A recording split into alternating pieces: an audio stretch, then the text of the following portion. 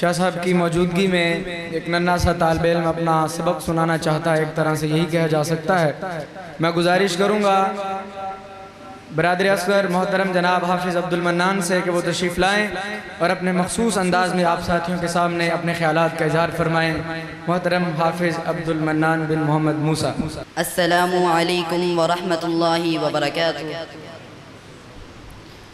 نحمده ونصلي على رسوله الكريم، اما بعد فاعوذ باللہ من الشیطان الرجیم، بسم اللہ الرحمن الرحیم۔ موضوع گفتگو ہے ماحول اور بچے کی نشو و نما۔ پیغمبر اکرم صلی اللہ علیہ وسلم کا ارشاد گرامی ہے، کل مولود یولد علی فطرت الاسلام، کہ ہر بچہ فطرت اسلام پر پیدا ہوتا ہے اور مذہب اسلام حریت، آزادی، مساوات اور عدل و انصاف کے ماحول کا علمبردار ہے۔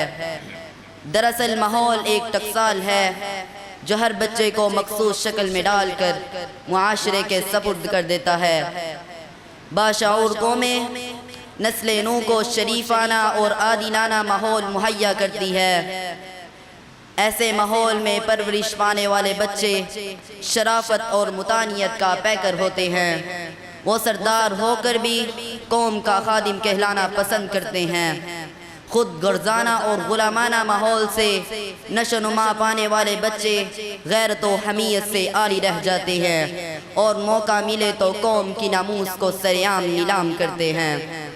نابینا جنم لیتے ہیں اس قوم کے بچے جو قوم دیا کرتی ہے توان میں آنکھیں۔ صدر گرامی قدر یا رب العلم حضرت علی کرم اللہ وجہہ کا قول ہے کہ معاشرے کفر کے ماحول میں تو زندہ رہ سکتے ہیں لیکن ظلم کے ماحول میں باقی نہیں رہتے۔ ظلم کا نمونہ فرعون تھا، مٹ گیا۔ دہشت کا نشان نمرود تھا، قصہ پارینہ بن گیا۔ جہالت کا دائی ابو جہل تھا، بربریت کا نشان بن گیا۔ سامعین محترم، یہ حقیقت مسلمہ ہے کہ ظالمانہ ماحول بچے کے جوہر کو دبا دیتا ہے، غیر متوازن ماحول بربریت کو ہوا دیتا ہے۔ عزیز ساتھیوں، موجودہ ماحول میں پلنے والے پاکستانی بچے یہ پوچھنے کا حق رکھتے ہیں کہ نام نہاد روشن خیالی کے روپ میں بے حیائی کو فروغ کیوں مل رہا ہے؟ شاہراہیں دھوئیں سے آلودہ کیوں ہیں؟ گلیاں گرد و غبار سے اٹھی کیوں ہیں؟ ہر طرف لا قانونیت کے ڈیرے کیوں ہیں؟ مفلس کے گھر میں اندھیرا کیوں ہے؟ ملک کا آئین تار تار کیوں ہے؟ انصاف کرنے والا چیف جسٹس ظلم کا شکار کیوں ہے؟ عزیز ساتھیوں، والدین کے طور طریقے، اساتذہ کے سلیقے، افراد خانہ کی گفتار، بڑے بڑے رہنماؤں کا کردار، یہ سب مل کر معاشرے کا ماحول ترتیب دیتے ہیں۔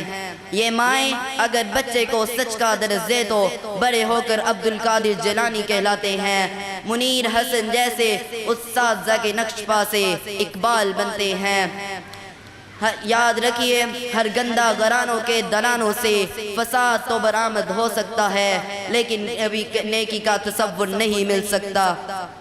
اور غلامانہ معاشروں کی کوکھ سے ننگے ملت، ننگے دین، میر جعفر اور میر صادق تو جنم لے سکتے ہیں، کبھی ٹیپو سلطان پیدا نہیں ہو سکتے۔